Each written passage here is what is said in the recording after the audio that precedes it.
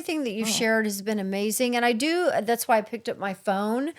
And when I volunteered at a certain shelter, but it happens all over, so obviously dogs are euthanized and euthanizing medication, obviously, that's what kills them. And what happens is these dogs go into, I'm sorry, this is kind of graphic, but they obviously go into freezers at the shelter. And I've seen it firsthand when I volunteered at a shelter for 5 years.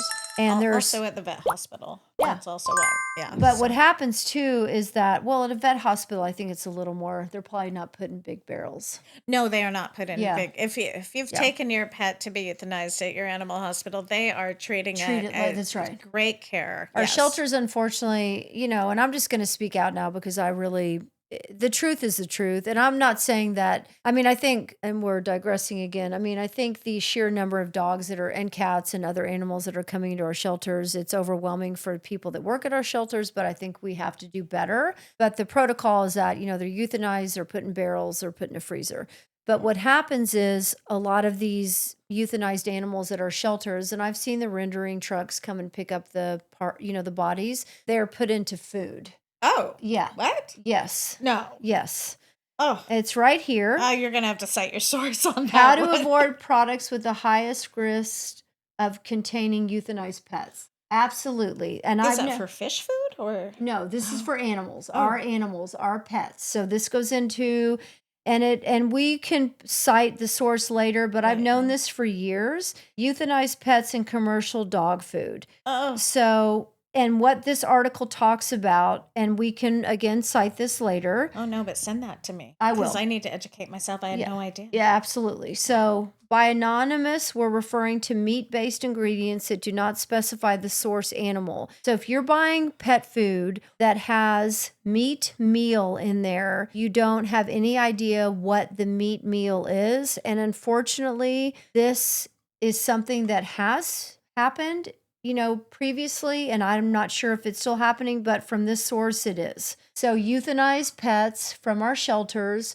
are going to rendering plants and being put into dog food, cat food, etc. So that's horrifying. The bottom line with that is that you really need to be aware of what ingredients are listed on, because like Yuki, you've said, Jen, you've said, I've said, it's like all three of us, it's like eating healthy, knowing what we're putting into our bodies. It's the same thing for our pets, because I do think it has led to, cancer. And so many animals have cancer. There's a large body of research that absolutely, yeah.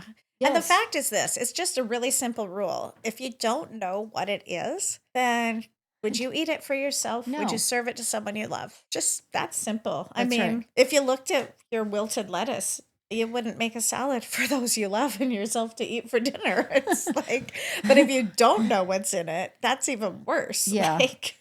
So this source will be cited. Nobody's making stuff up here, but that's what's happening. And even if you have a lower budget, maybe adding like fresh cooked broccoli, or there's the simplest things that you can do. And before we get into your products, Jen, I will say also just look it up online. I was just going to say it's a simple Google search. Go ahead. Simple Google search as to, what to avoid. That's right. And your dog will kind of tell you. Some people would be like, my dog eats everything, but that's...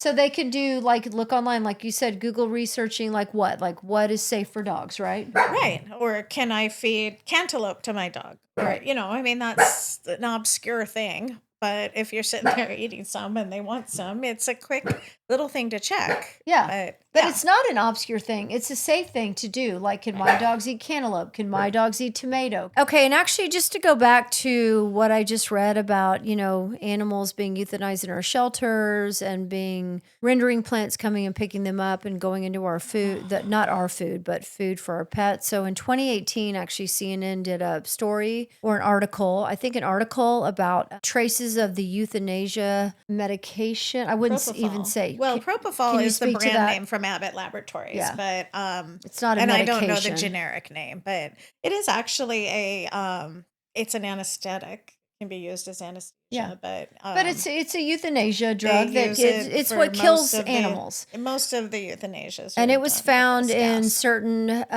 dog foods. But what I wanted to say is what you had said previously about marketing. Like there's so many brands out there that market, Right. and then there's brands that do research. And so the brands that are in your face that are like, oh, look at us and look at this beautiful dog, do your research, because there are things that Right. are going into your animal's food. Dog food, I mean, again, we're digger doggos, so we're all about the dogs, but there's horses and cats and all.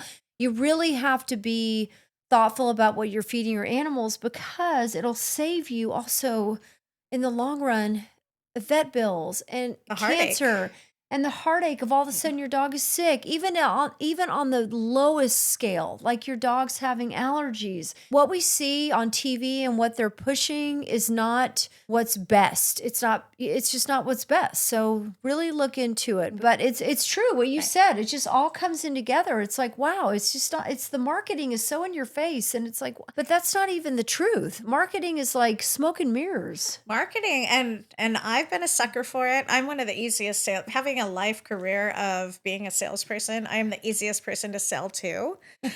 Seriously, it's like, oh, they're using this skill or they're using that Right. trick or whatever. But I'm like, well, I appreciate they tried, and it's a hard job. So but when you find yourself on Facebook and all of a sudden you're paying $43 for a mascara, and Oh, it's someone like God. me who's like, I use the stuff from Cruelty-free mascara. Maybelline and like, in CVS, and all of a sudden I'm $43. That's a marketing machine going at you. Now, For that's not sure. to say that all marketing is untrue. Like, there are companies that do produce a good product, and because they produce a good product, have a lot of money. Right. And because they have a lot of money, they're able to market. So I think what we're saying is just do your own research, make sure you're comfortable Yep. with what you're feeding your pet. Yeah.